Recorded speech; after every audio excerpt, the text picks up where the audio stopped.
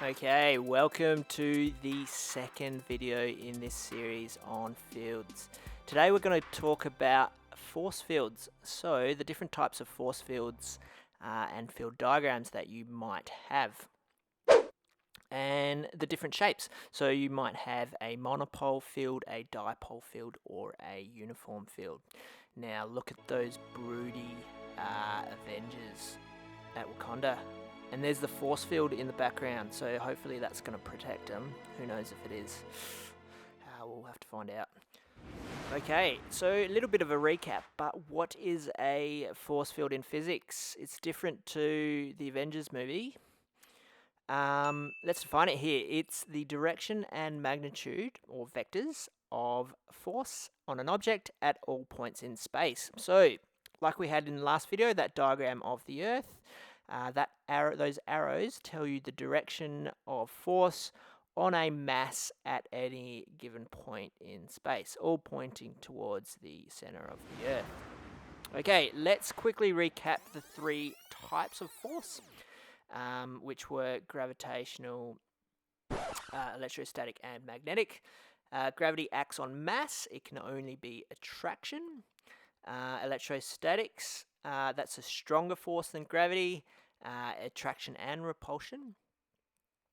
And it's defined as the force on a positive charge, and the charge is in coulombs. And thirdly, magnetic, which acts on north or south pole, and it's defined as the force on a north pole. Okay, now let's look at the three main types of shapes for a field. The first one here is a monopole field. Mono means one and rail means rail. What an apt Simpsons explanation for monopole fields. Mono means one, pole means, I guess, point. So a monopole field, as we'll see here, is defined as the field due to a single point. So now we assume it to be infinitely small, but it could have size as well. Field lines are always radially outwards or inwards, or inwards or outwards on that field, as we've seen with previous diagrams. Now, a magnetic, you can't have a monopole field for magnetic forces, and you can only have a monopole field for gravitational and electrostatic. The force magnitude, which we'll go through in the next video, is proportional to 1 on the distance squared. As you can see here, you can see the gravitational force inwards and the electrostatic diagram outwards. Radially outwards just means it always points in the direction outwards from the center of that source. Okay, and that's our monopole field diagram there. Interestingly, a gravitational field diagram and an electron diagram have exactly the same shape. Okay, let's go to the second shape of field, which is a uniform field. When you wear a uniform, or when a group of people wear a uniform, they wear everything that is the same. So this field has a magnitude and direction that is the same or uniform at any point in space. Okay, so the field lines are all in the same direction, so they could be all pointing up or pointing down, and also the magnitude of the force is the same at any point in space. Okay, so I'll repeat that: the magnitude and the direction are the same at any point in space. So, in reality, where do we find uniform fields? In electrostatics, if we've got two oppositely charged plates, which is called a capacitor, we do have approximately a uniform field between those two plates. So if you are at any point there, or an electron or a proton at any point, they will experience the same direction and the same force. In gravity, we can assume, which we do for the motion type physics, that the force of gravity is always the same near the Earth's surface. So when we zoom on the Earth's surface, roughly the force due to gravity is the same everywhere, and it's also downwards everywhere. So that's a simplification. Thirdly, you could have that similar scenario with a north and south magnet as to the two oppositely charged plates. So that could happen as well for the magnetic diagram. Okay, let's go with a fun fact now. And talking about force fields, now movie type force fields, Boeing has actually patented a force field protective barrier against attack. I have no idea how they're going along with development, but I guess that's a little scary / interesting at the same time.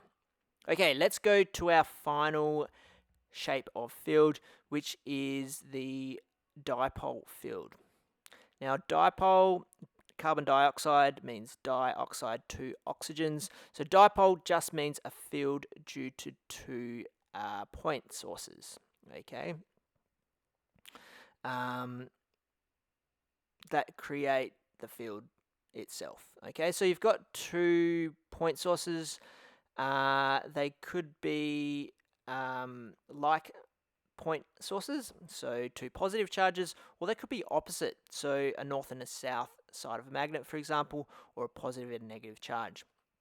Now, the point sources may have different strength or different amounts of charge or mass, so they might change the shape of that dipole field. Now, there's 2 main shapes. There's one for a like set of charges, or like points, or opposite. And to calculate the field direction or the shape of the field, we do that by adding the vectors that are due to each particular point in that space. Now, I'll go through this. This might make a bit of sense with this diagram. We've got a positive charge and a negative charge, and I'm going to draw some random points in space here to see the direction of the field. So those dots there represent the points in the field. I'm going to draw the vectors or the force direction and magnitude due to the positive charge. You can see close in, the vectors are larger. Further out on the right, it's less there. Now we can do that for the pink one too. So the direction of the force due to the negative charge. Okay. Now, thirdly, what we do here is we add at each point those 2 vectors, and we get the resultant direction of force due to both of those charges. So adding those vectors will give you the direction there. And you can see just the grey vectors now. And that gives you the direction of the charges. And so if you were to do that at every single point, you could then find out the direction of the field lines at every point in space. And you get that similar diagram to what you had with the magnetic field, where you've got opposite charges, and that you get that cool shape there for that dipole type field. So the same shape there. Now, this is for opposite charges or opposite type sources. And for like charges, what you actually get is this type diagram here. So the masses all get pushed away like that. Okay. So that's all 3 types of charges. Thank you for watching today's video. As always, please subscribe to this set of videos, and it's really much appreciated if you leave some comments below and click on the next video. Have a watch.